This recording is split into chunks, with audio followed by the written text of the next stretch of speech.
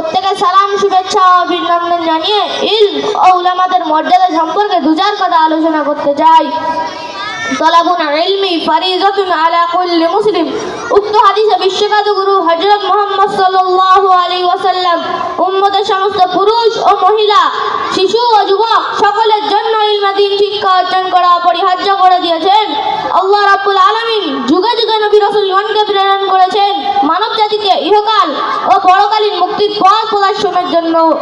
শেষ নবী হযরত মুহাম্মদ সাল্লাল্লাহু আলাইহি ওয়াসাল্লামের মাধ্যমে যার ধারাবাহিকতা শেষ হয়েছে, আর যুগের পরম্পরায় উলামায়ে কিরামের দায়িত্ব পালন করে চলেছেন। নবী করিম সাল্লাল্লাহু আলাইহি ওয়াসাল্লাম বলেন, ইন্নাল উলামা ওয়ারাসাতুল আমবিয়া ওয়া ইন্নাল আমবিয়া লাম ইউরিসু দিনারান ওয়ালা দিরহামা।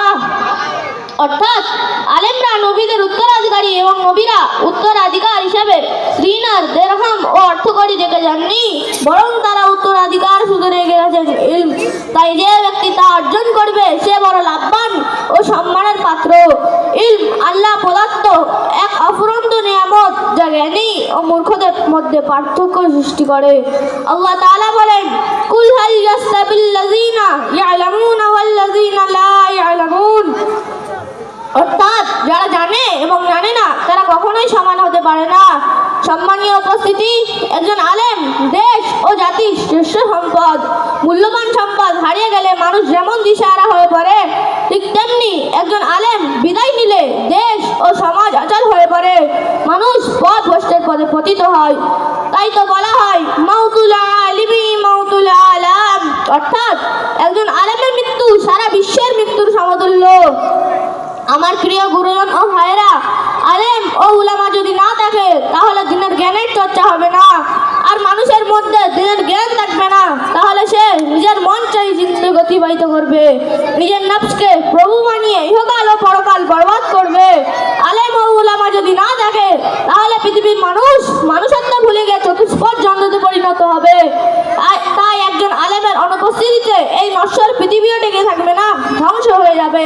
সেই জন্য একজন প্রকৃত আলেমকে দান করা হয়েছে সর্বোচ্চ মর্যাদা। সম্মানিত সুধী, মানুষ মৃত্যুবরণ করলে সঙ্গে সঙ্গে তার আমল বন্ধ হয়ে যায়, কিন্তু একজন আলেমের আমল জারি থাকে, কারণ হাজার হাজার মানুষ তার থেকে জ্ঞান অর্জন করেছে, তার থেকে উপকৃত হয়েছে।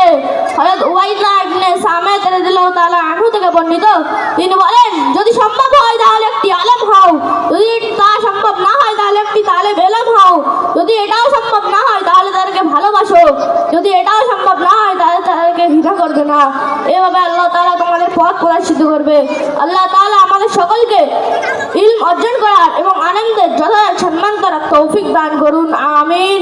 ওয়া আখিরু দাওয়ানা আলহামদুলিল্লাহি রাব্বিল আলামিন। আসসালামু আলাইকুম ওয়া রাহমাতুল্লাহি ওয়া বারাকাতুহু। ওয়া আলাইকুম আসসালাম ওয়া রাহমাতুল্লাহি ওয়া বারাকাতুহু।